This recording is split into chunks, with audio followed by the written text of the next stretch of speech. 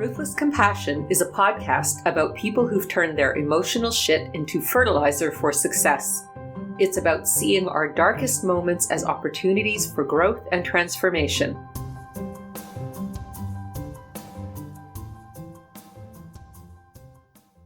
A passionate, transpartisan political disruptor, Dave Meslin has spent the last 20 years as a political biologist, exploring the strange and mysterious worlds of protest movements, party politics, and nonprofit organizations. His TED Talk about apathy has more than 1.9 million views, and his 90-second video clip from the 2015 Canadian election coverage using colorful stacks of Lego bricks to explain how our voting system fails us has over 2.5 million views on Facebook alone.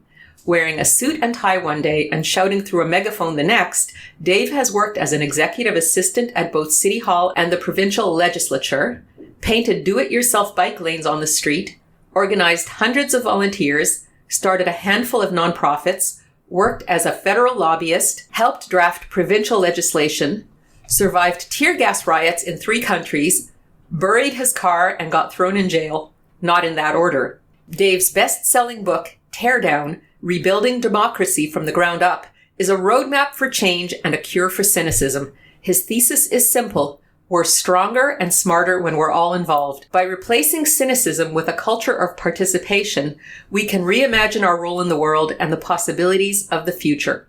Welcome, Dave Meslin, to the Ruthless Compassion podcast. Very excited to be here. Thanks for the invitation. I'm very happy to have you here because I always like a good troublemaker. Happy to play the role. Well, you can play other roles. I'm very flexible. But I just thought you might introduce yourself to the listeners and talk a little bit about who you are and what you do. Sure. My name's Dave Meslin. I live in Toronto, 46 years old, and I've spent my adult life as a nonpartisan political entrepreneur, trying to just make the world a better place, leave it in better shape than I found it, and pay the bills along the way. And those don't always go together well. And it's been a really fascinating journey to try and build a career around something I love and know that I'm making a difference and that I'm taking care of myself and my own physical and mental health along the way. And it's been a nonstop learning process and really, really rewarding. I can imagine. So how does one become a nonpartisan political entrepreneur? I mean, wow, what a mouthful. How did you get into that? I guess I just never grew up. Being involved with politics or activism is, much more common for teens or people in their 20s. Think of all these kids walking out of their schools every Friday, right? Mm-hmm. You wouldn't see that with adults all walking out of their offices every Friday. It's or think of protests on university campuses. That's been a common thing for every generation, whether it's protesting the Vietnam War, 60 years ago, or protesting sweatshops 20 years ago, or now all these uprisings around Black Lives Matter or Idle No More. A lot of that is focused on campuses or youth in the streets. So I got really pulled into activism as a 20-year-old, and I just wasn't prepared to let go of it. I also didn't want to spend my whole life just marching in the streets. So I've been trying to figure out what are practical, professional ways to be engaged in politics other than the ones we're introduced to through the media, which is, running for office or being a lobbyist or being a consultant or getting a senior job within, one of the major parties. The truth is, the what we often call the third sector. So everything that isn't part of the public sector or part of the private sector, there's this huge third sector, which includes nonprofits, charities, grassroots groups, community groups. And there's an infinite amount of ways where you can actually create income and create employment for yourself, dancing in this world of change making. It's incredible. It's a whole community. It's a family. That's very interesting. And so I have 3 questions I want to ask you today. And, obviously you can do whatever you want with them, but these are things that I ask myself a lot. So I'm going to ask them to you today. They're not scary questions, I promise. So the questions are, I'll give them all to you at the same time, and then you can, play with them. So the first question is, what is troubling you the most these days? The second question is, what is making you the most angry these days? And the third question is, what is making you the most hopeful these days? How do you differentiate between those first two? Okay, yeah. So what's troubling is like scaring you. Like what's scaring you, like Sure. or horrifying you. Yeah. Even, right? And then what's pissing you off, and then what's making you hopeful. Yeah. Wow. I mean, I could give you so many answers to all three. I think I'm deeply troubled by so much of what I see on the news in terms of what we call politics, whether it's the complete train wreck unraveling in the United States, which I think a lot of us felt was kind of coming to an end after 4 years, and instead it looks like it's just getting going. It's hard to understand all the motivations of what Trump is doing right now in terms of trying to drag out the election, but it's terrifying. Here, we don't have anything quite like that happening, but we're still in a pretty sorry state of affairs in terms of the really hostile and partisan nature of our political culture, where, if any of us, for anyone who's watched Question Period, either provincially or federally, it's become totally normalized for grown adults to act like not just children, but like rude, like the worst of all children, rude, petty, undisciplined children, mocking each other, laughing at each other, not listening to each other. The way our politicians behave, and this isn't coming from me, this is coming out of their own mouths. A lot of politicians, after they retire, they contemplate back on the time they spent in the House of Commons, and they're like, that was a terrible experience. If we behaved like that in any other professional context, we would get fired. You can't treat people like that in a corporate office, in a public office, like a government office. But within a city council chambers, within Queen's Park or the House of Commons, it's totally normal for them to act like they're just doing a theatrical reenactment of some kind of terribly written piece of theater. It's like Lord of the Flies, but with grown-ups. It's terrible. And what's so sad about it isn't that it happens, but that we all just shrug as if it's like, well, that's politics. It's like, no, it doesn't have to be like that. So what really fills me with anger is the fact that we've set our standards so low that we accept the fact that political leaders can act in ways that are shallow, uninformed, clearly partisan, rather than being driven by evidence. That every government that comes in of any stripe, orange, blue, or red, they always spend their first year proudly undoing whatever the previous government did. That's terrible for you and me. It's terrible for we spend our tax dollars funding programs that inevitably are just going to get canceled by the next government. And it just goes back and forth. All of that infuriates me because, to go to your third question, I see around me every day the capacity of human beings to be thoughtful, to be collaborative, to be open-minded, to be humble, and to grow and learn. And if we can do that in our marriages and our families and our workplaces and within our social circles, why can't we set the same expectations for our legislatures?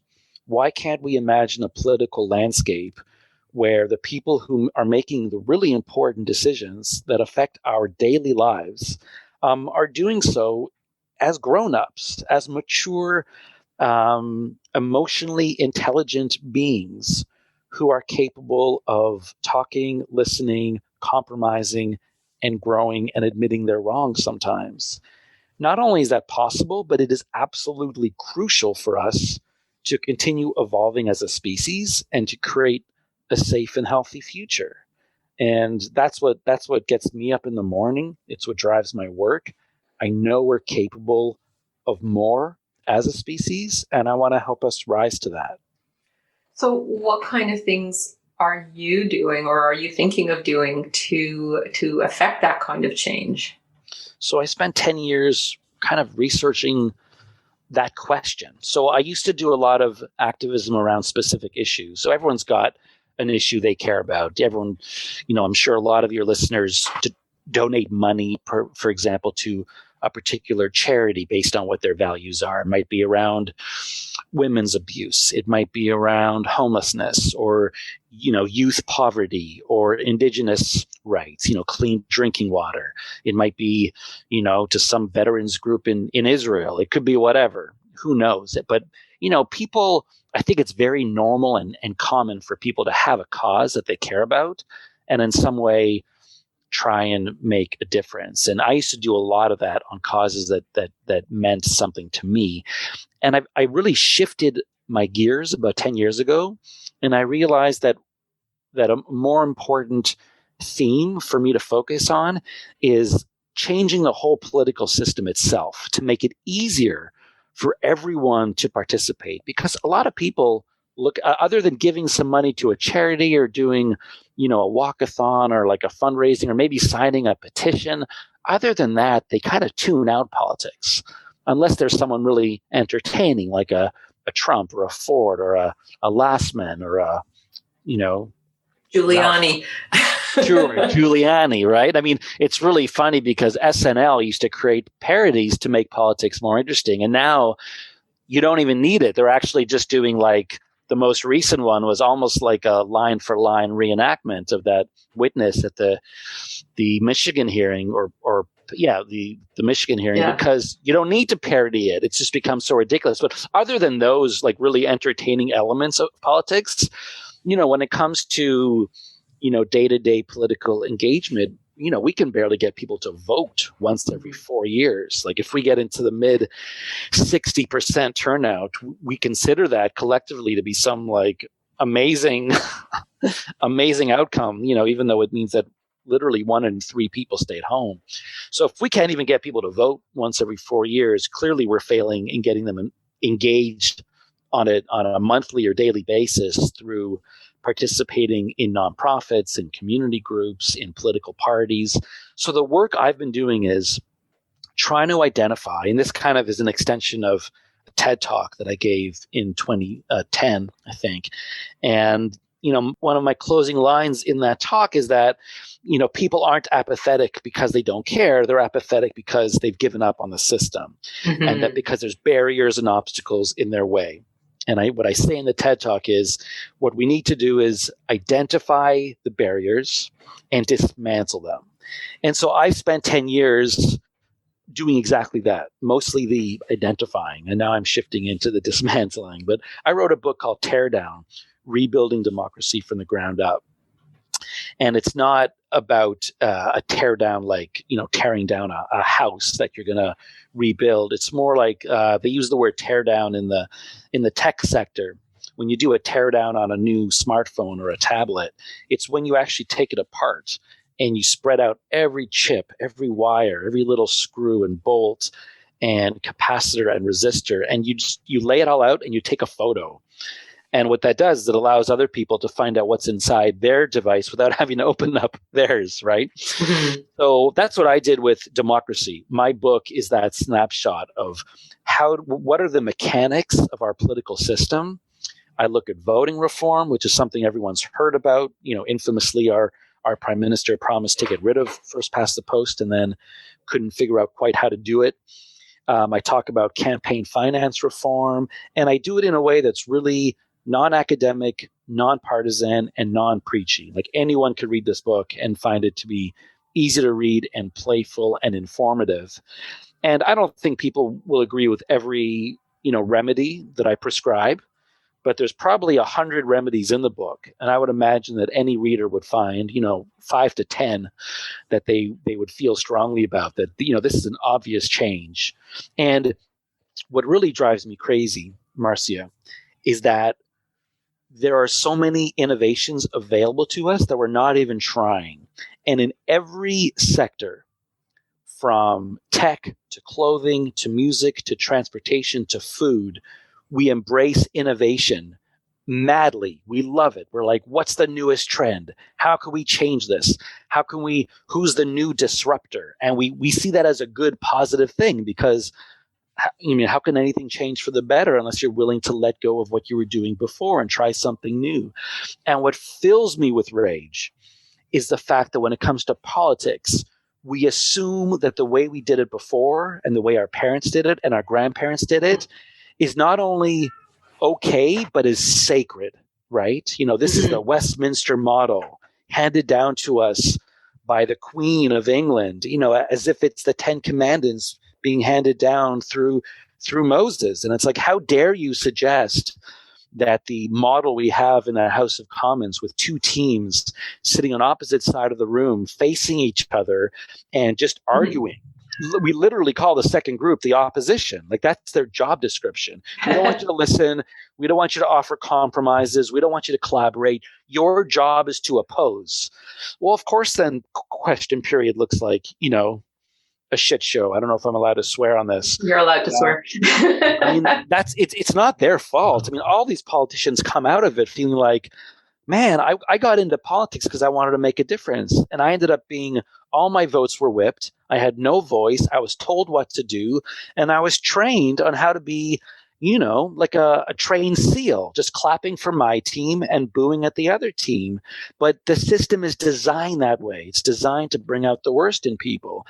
And unless we're able to let go of the idea that the core primary aesthetic of politics is tradition, we're sentencing ourselves to an eternity of failure.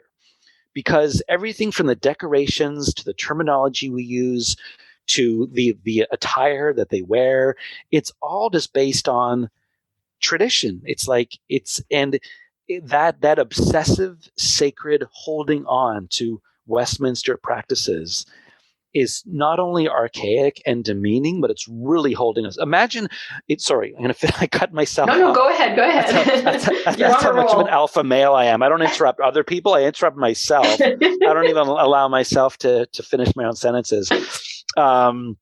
It's holding us back, because imagine if a corporate entity carried out their corporate board meetings based on how those meetings were done, 200 years ago, using the same terminology, or even funnier, if they carried them out the way we carry out political meetings. For our city council meetings across Ontario, some of them still start with someone walking into the room carrying a mace, which is literally used to be a weapon you would use to smash in someone's face. And they walk in with this mace, lay it down. They refer to the mayor as your worship, and the mayor wears a chain of office around their neck. Imagine someone walking into a corporate board meeting carrying a mace and welcoming the chair of the board as your worship and putting a chain around their neck. I mean, everyone would just either be laughing or horrified. They're like, is this part of a joke? And it's just normal. It's just normal that politics should look like a parody historical reenactment of our grandparents. And how can we ever evolve as a species if we're stuck in this rut? It's so stupid. It sounds completely absurd. Absolutely. And we pay these people so much money to take on the most important job in our society. There's only 338 of them in Ottawa, 22 now, I think, in Toronto City Council, and about 130 at Queen's Park for our provincial legislature.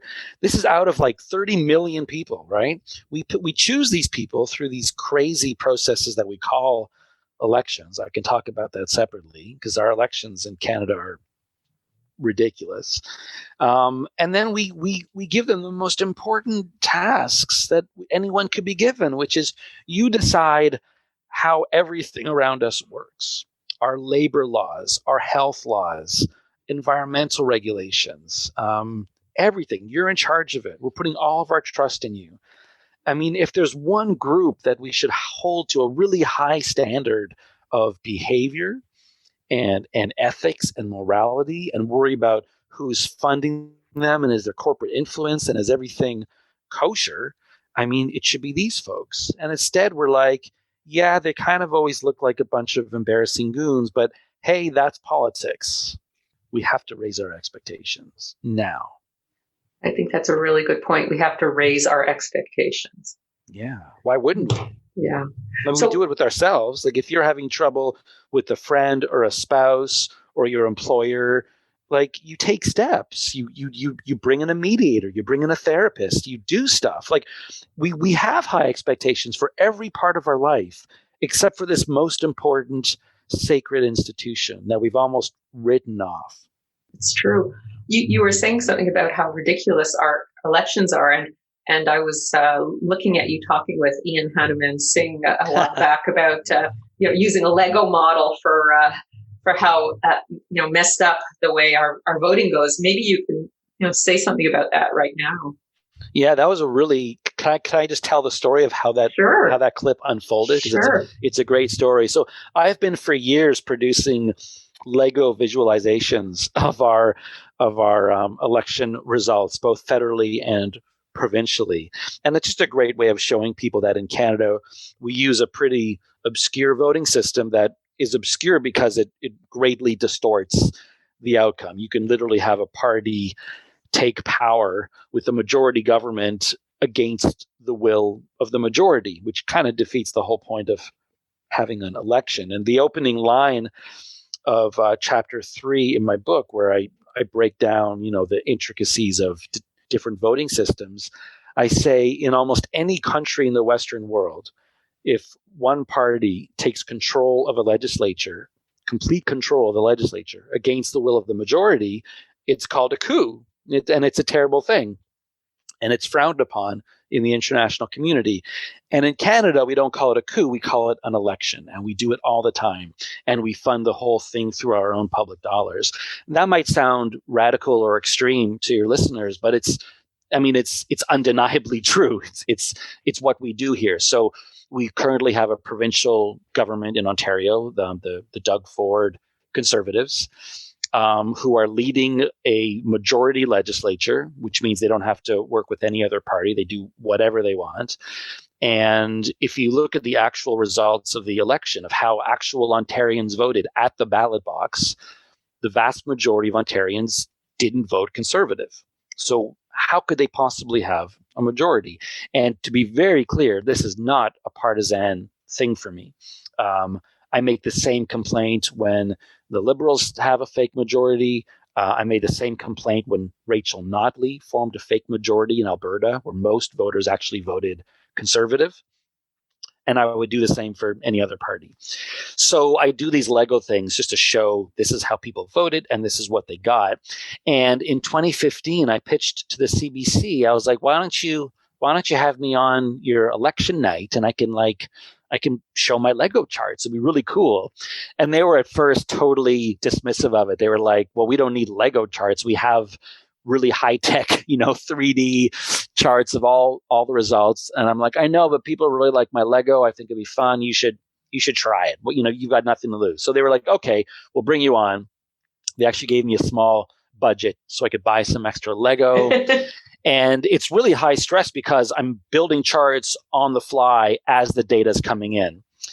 And the shtick I was doing is that I was wearing a suit, which is funny because I never wear a suit except for weddings and funerals. But I put on a suit just to create this kind of fun visual contrast of the adult playing with the Lego. The data's coming in. I was quickly able to produce charts showing that the numbers were way off. So in Atlantic Canada, for example, in 2015, the Liberals won every single seat all across all the Maritimes. It was like in every province. And of course, there was lots of NDP voters, Green voters, Conservative voters. So I was able to show this one chart of just this one huge red tower and this other chart that showed how people actually voted. And then I did the same thing for the federal results, showing how Trudeau was winning a majority government, even though most Canadians didn't support his party at the ballot box. So the night's unfolding, and I kept hoping that they would bring me on to the main table where, Andrew Coyne is there and Chantal is there and, all these like big names. And I was like, I want to get my Lego onto that desk. And I want them to say, we're going to go to Dave Meslin now, and he's going to show us some charts. But the night kept unfolding, 9 o'clock, 10 o'clock, 11 o'clock, 12 o'clock. And I'm sitting there in this little corner building my my graphs in my suit, and they never came to me. And all those big names went home. Andrew Cohen went home. And I was like, oh, what a waste of time. I can't believe I spent all day here building these charts, and they didn't even use me. And then they came over to me. They're like, we're going to shoot, at this point, it's like, I don't know, 1:30 in the morning or something. Like, we're going to shoot a little quick clip with you and Ian Hannah-Mansing on this little side table. And I was like, okay, we might as well roll with it. Get what I can, right? Take what I can get. Mm-hmm. And I should point out too, I go through a cycle of mental health. What would you call it? It's kind of like a manic depressive, but instead of being day to day or hour to hour, I go in yearly cycles. So I have 9-month episodes of really severe depression and anxiety with gaps in between of about 3 to 4 years. And this happened to be in the middle of a bad year. And I was on benzodiazepine. So like that's happening. Live TV is always stressful. Plus I was kind of just annoyed that I had been, ignored for 3 or 4 hours. So we shoot this little short clip, and it was really fun because Ian was kind of being devil's advocate. Yes. We had done a run through the night before, or maybe earlier in the afternoon, where we just kind of talked about what we might do if I ended up on screen, on camera.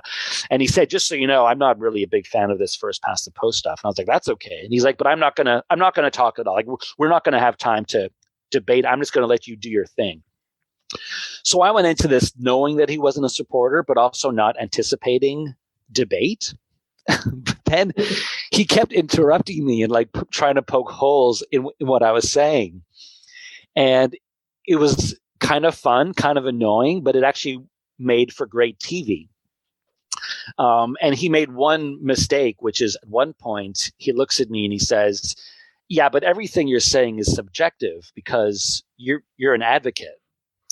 And I responded by saying, well, it's math. I remember hearing that. Yeah. It was a really, he kind of set me up. It was a really easy response. And it's the only time in my life this ended up turning into a meme where someone actually I saw a meme of my face with the words, it's math. And, if there's one person you never accuse of being subjective, it's the guy who's standing in front of bar graphs, right? It's like, no, it's not, I'm showing you math. It's inarguable. Anyway, so we had our little back and forth shtick. It was like maybe 3 or 4 minutes long, and that was it. I figured no one's going to see this because everyone's already asleep. But what I didn't know is that what the CBC tech crew does is at the end of a night, they look through all their footage, they take a few clips they like, and they throw them up on Facebook. And they chose my little clip, and they just threw it up. And the next day I wake up, I'm like, oh, there's a clip of me and Ian chatting. And somehow, amongst all the media noise of the day, people started watching this video clip like crazy. And it just shows that you should never assume that something you're doing is failing, even if it feels like it might be in the moment. And I could have just gone home, or I could have done a bad interview because I assumed no one was going to watch, but I gave it my all. I stayed there as late as I could. And I watched those views rack up during the day from 1,000 to 10,000 to 100,000 to over 1 million. And it became the most watched political video on CBC's Facebook page, not just of election night, but of the entire year. Wow. So it was just an amazing, there were so many lessons in that. My own, first of all, the creativity to do something in such a wacky way, right?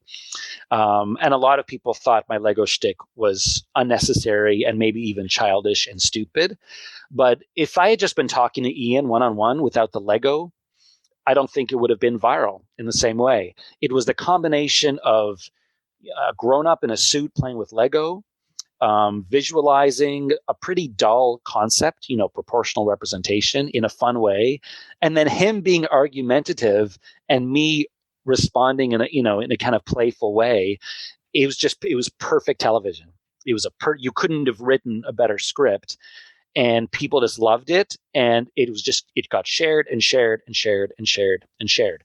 So long story to say that our voting system in Canada is another example of us holding on to tradition at the expense of common sense and rationality. First past the post is a voting system that rewards negativity. It rewards really wide political groups coming together under one umbrella, which is really robs us all of having more choice.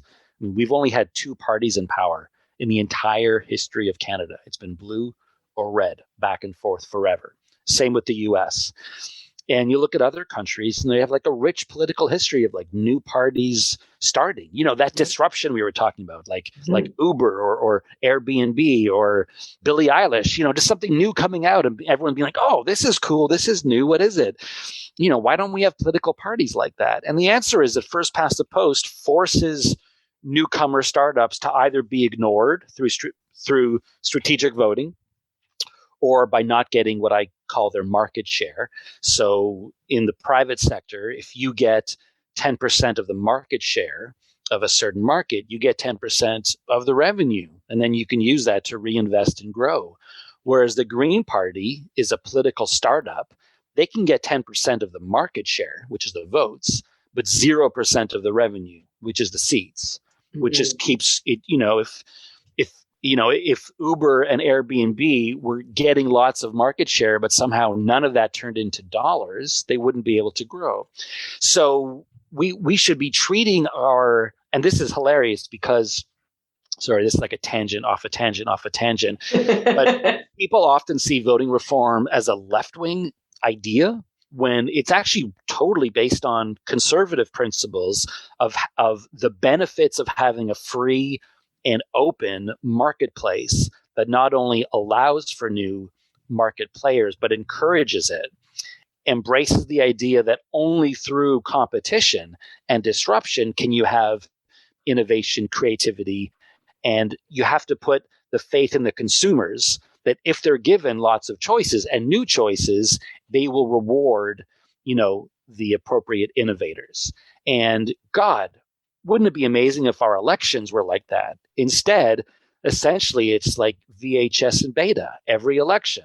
And we know that only one of them can win. So you might support the NDP or the Greens or the Vegetarian Party or the whatever, but let's be honest, the next provincial election, the next federal election, it's going to be red or it's going to be blue. And sometimes when I'm doing public speaking on this to an audience, I'll say, how many of you subscribe to Netflix? And almost the whole room throws up their hands. And then I say, how many of you would subscribe to Netflix if it only had 2 TV shows on it? And everyone's hand goes down, or maybe half of them goes down. And I'm like, what if those 2 TV shows were the same black and white TV shows that your grandparents used to watch? And I'm like, that's what our elections are. You get a ballot where you're told one of 2 parties are going to win. It's the same 2 parties who've been trading power back and forth for 150 years. These are political dinosaur parties. And which one do you want? And then we wonder why most voters stay at home, right? It's just, it's void of anything that feels exciting, creative, new, vibrant. And it could, and that's what proportional representation does. So our political system delivers less choice, male and white dominated legislatures and city councils in a country where I think most of us really pride ourselves and are excited about the fact that when you walk out on our streets, it's like the United Nations. It's really cool. We have all these different people, backgrounds, languages, skin colors, religions, cultures. And if there's one place we really still don't see that reflected, it's in our city councils and to a less degree in our legislatures. We get polarization, we get hostility, we get, before I was talking about the fishtail legislation where one government does one thing on the right or the left, the next government spends the first year, you know, publicly and proudly undoing it all. Everything first past the post delivers us is a negative, including the myth of stability. You know, one of the things that's supposed to be good about it is stability. bullshit. It's the exact opposite. It doesn't deliver that. It delivers legislative instability, back and forth, wild fishtailing. We don't even have less frequency of elections than PR countries. So people will always say, "What about Israel and Italy?" And I put aside a few pages in my book that focus explicitly on that question, because I get it all the time. What about Israel and Italy? Those are two conveniently cherry-picked countries that, yes, do use proportional representation, but they are also arguably the two most, unstable and probably militaristically invaded countries in the history of humanity. No voting system is going to suddenly give Italy or Israel, solutions to their very different political nightmares. Mm-hmm. PR is used, proportional representation, and various forms of it, semi-proportional, hybrid systems, is used by almost every modern Western democracy, including the most successful, stable, moderate, progressive, etc. And a lot more women in power. And we're seeing now through this COVID crisis, I haven't seen, hard data on this, but I think if you look at some of the major countries who are doing the worst and some of the major countries who have done the best, there's a bit of a breakdown in terms of both voting systems and gender. And what we see in Canada, most of our elections, with a few exceptions, there's a Kim Campbell every now and then, or a Kathleen Wynne, but every premier right now, every premier in 2020 in Canada today is a guy. And our prime minister is not just a guy, but his dad was a guy, and his dad was also prime minister. And our premier is a guy, and his dad was an MPP. So it's almost like we've reverted back 1,000 years, and we're doing the hereditary monarchy thing. Meanwhile, and male hereditary monarchy. Mm-hmm. It's all sons. There's 117 MPs have sat in the House of Commons with their brothers, but not a single MP has ever sat in the House of Commons with their sister. Anyways, the point I was trying to make is that you could look at other countries like New Zealand, which is doing great on COVID. Fair enough. They're also an island, which helps. But they have a female prime minister who just went through an election. She won a majority government under PR and then decided to allow the co-leaders of the Green Party to join her government anyways, just for fun, because it would be so nice to work together. And they're both ministers now. I mean, imagine that happening in Canada, where, O'Toole wins the next election and then says, "Hey, Justin, do you want to just form a coalition government because you're cool, I'm cool, and it'd be fun to work together?" So that's what happened in New Zealand. And in Finland, they have a 5-party coalition now working together, stable government. All 5 leaders are women. And that would be like unheard of here. And part of that is the voting systems that you use. Proportional representation, or again, any form of hybrid model that maintains local ridings, local MPs, but also gives us proportionality on top of that. So under a more modern voting system, we would see more diversity in our legislatures. We would see more female leaders. We would have more choice on the ballot. Anyone can run for office or start a new party without being accused of being a spoiler. You could vote with your heart without having to worry about wasting your vote. You would never have to vote strategically. There wouldn't be safe seats that all the parties just ignore. You would see less negative campaigning. You'd see more collaboration, cooperation, and coalition governments that actually work stably. It would be like night and day. And there are so many systems out there that would allow us to preserve the parts we like of our current system, like having a local MP, having a local riding, while still giving us all the benefits of proportionality.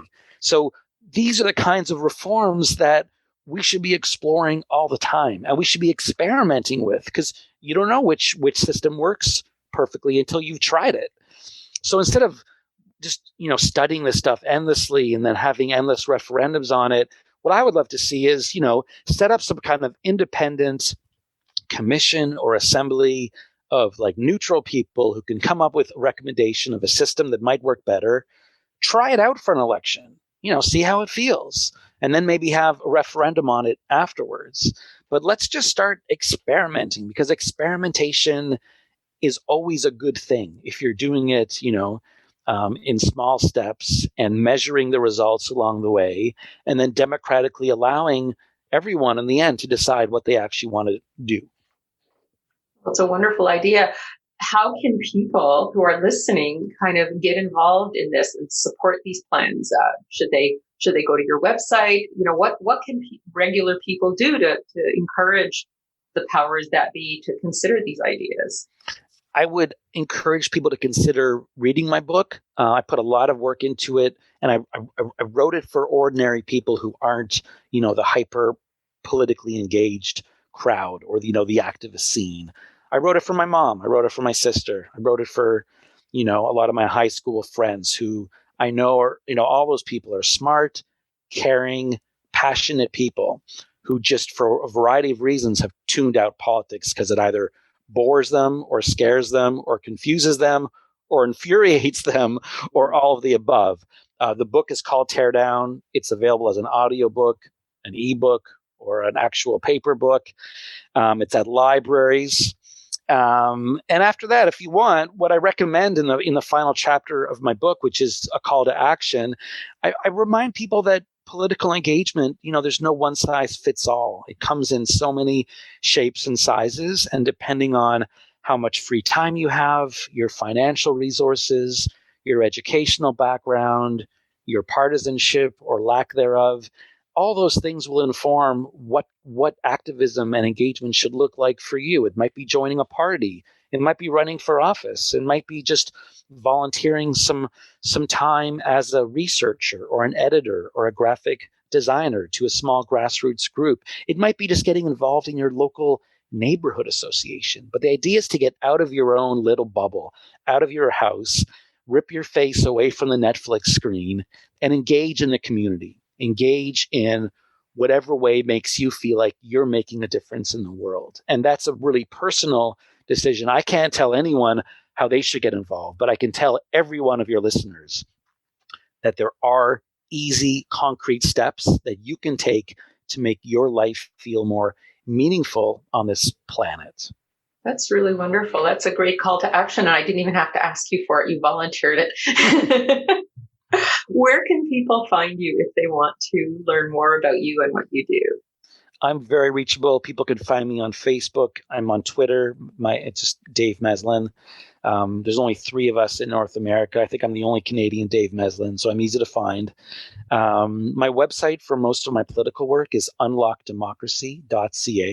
You can find my Lego videos on there.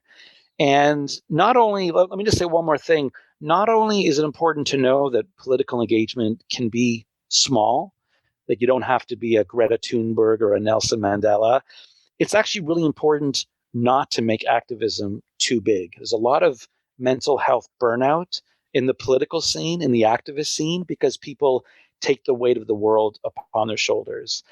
And, the most important message I could tell you, other than, hey, rah, rah, you can make a difference, is let that difference be small. You don't have to be a revolutionary who, saves the world. And that's the kind of mythology we're introduced to through movies and fables and the Bible. It's always like one guy splitting the sea and leading everyone else through, right? Just find the small, comfortable way to be one part of the puzzle and know that your piece matters and that your voice matters and that you're making a difference in a way that feels right to you. I'm going to quote you. I think, were you the person who was talking about heroism? Yeah, in my TED Talk. And you said a heroic effort is a collective effort and it's voluntary. It's about following one's own dreams uninvited. Yeah. And I said that because one of the greatest, most common repetitive myths about heroism in popular culture is the prophecy idea, right? Like whether it's The Matrix or Harry Potter, there's this moment where it's like, he's the one and it's your job to save us. And I can't imagine a more damaging, ridiculous, backwards way to present what leadership looks like, because I can tell you from my own life that it's not only untrue, but so the opposite. It's leadership is all about doing something specifically because no one asked you to do it. That's the definition of leadership to me. That's how change happens. It's how we grow as individuals and as a species and as a city and a country and neighborhoods, because people look around them, they see something that feels unjust or unfair, they can imagine something better in their own mind, and then they take steps towards that change. So be entrepreneur, and that's why I use the word entrepreneur about my own work, is because no one invited me to do this. No one asked me to do it. So be creative, be confident, and just take steps forward, and know that some of them will fail, and that's totally okay. That's part of the process too.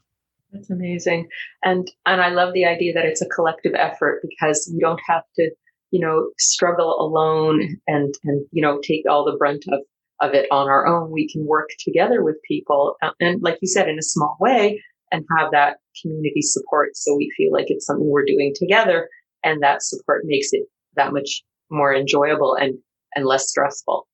Yeah, doing any kind of political work will feel better if you're doing it in a group. It's more likely to last longer. It's more inviting for other people to like join and get new blood. It means if you get burnt out and you have to take a break, the project doesn't just stop, right? You've created something that's more sustainable, and it's just way more social. And from a mental health perspective, it's so important to just share these stresses and these moments of excitement and these challenges, and do it as a social project. So find out what issue drives you, that makes your heart pump a little faster, either through excitement and or anger, and then find some other people who share that, and just start meeting together and saying, what can we do on this? And maybe there's an existing group you can plug into, but maybe it requires that you start a new group or a new initiative. And I've done a lot of both of those things, and it's so much fun. It's so rewarding, and you'll meet the most interesting people. And get beyond the charity model. Charity's great. Give money every year to whatever charity you want, but charities are often more, I have a whole chapter on this in the book. Charities are more often than not the really important safety net and band-aid that we have to do damage control for problems in society. So feeding the homeless, temporarily housing the homeless, giving a shelter for domestic violence. Very rarely are charities actually getting to the root of the problem. So do the charity work for sure, but make sure you're doing something in your life that is really challenging the core structures that are causing problems in the first place, environmentally, economically, socially, and environmentally. That's wonderful. Well, thank you so much for coming on the show, Dave. It's really been a pleasure talking with you. I can just feel your passion radiating through the wires, and I'm sure the listeners will have lots of food for thought and lots of things to sit with long after they've listened to this interview. And thank you for having this podcast and for inviting me. I'm really honored to be a part of it. That was the inspiring Dave Meslin, and I'm Dr. Marcia Sirota. If you like this podcast, please review it wherever you listen, and you can sign up for my free bi-weekly wellness newsletter at marciasirotamd.com, where you'll also learn about my new online courses and my YouTube series on coping with COVID.